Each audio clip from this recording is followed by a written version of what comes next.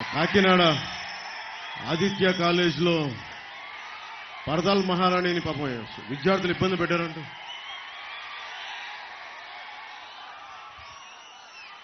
మన రాష్ట్రాన్ని వెళ్ళే మహారాణికి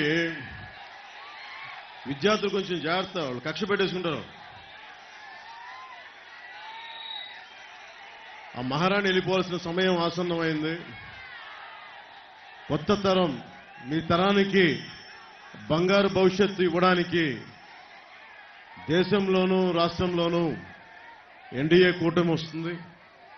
మేము బంగారు భవిష్యత్తుకి బలమైన బాట వేస్తాం.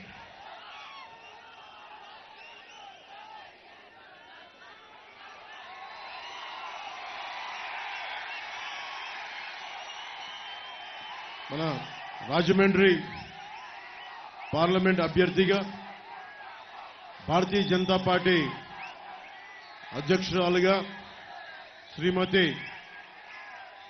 దగ్గుపాటి పురంధేశ్వరి గారు పోటీ చేస్తా ఉన్నారు. వారికి నా హృదయపూర్వక నమస్కారాలు. అలాగే గాజు గ్లాస్ జనసేన రాజానగరం ఎమ్మెల్యే అభ్యర్థిగా గాజు గ్లాస్ గుర్తు మీద శ్రీ బత్తుల బలరామకృష్ణ గారు పోటీ చేస్తున్నారు. వారికి నా హృదయపూర్వక నమస్కారాలు. టీడీపీ తూర్పుగోదావరి జిల్లా అధ్యక్షులు కెఎస్ జవహర్ గారికి మనస్ఫూర్తిగా నా హృదయపూర్వక నమస్కారాలు. అలాగే రాజానగరం టీడీపీ ఇన్ఛార్జ్ శ్రీ బొడ్డు వెంకటరమణ చౌదరి గారికి నా హృదయపూర్వక నమస్కారాలు. శ్రీ చిట్టూరి రవీంద్ర గారికి, శ్రీ భారతీయ జనతా పార్టీ జిల్లా అధ్యక్షులు శ్రీ బొమ్మల దత్తు గారికి, బీజేపీ ఇన్ఛార్జ్ నీరుకొండ వీరన్న చౌదరి గారికి మనస్ఫూర్తిగా నా హృదయపూర్వక నమస్కారాలు. ఇక్కడికి వచ్చిన నాన్నదమ్ములకి, మాడపడుచులకి, మక్క చెల్లెళ్ళకి, దారి పొడవున హారతులిస్తూ నీరాజనాలు పలికిన మా చిట్టి తల్లులకి, మబ్బుల్లో పరిగెత్తే పిడుగుల్లాంటి మా జన సైనికులకి, కదం తొక్కే వీర మహిళలకి నా హృదయపూర్వక నమస్కారాలు.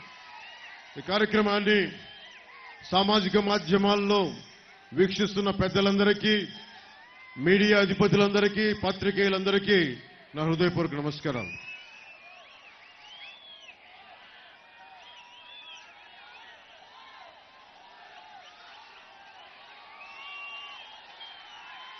ఈ రాజానగరం ఎమ్మెల్యే జక్కంపూడి రాజా గారి పాలన మీకు ఎలా ఉంది? మీకు నచ్చిందా? మీకు ఒకసారి ఆయన గురించి మాట్లాడబోయే ముందు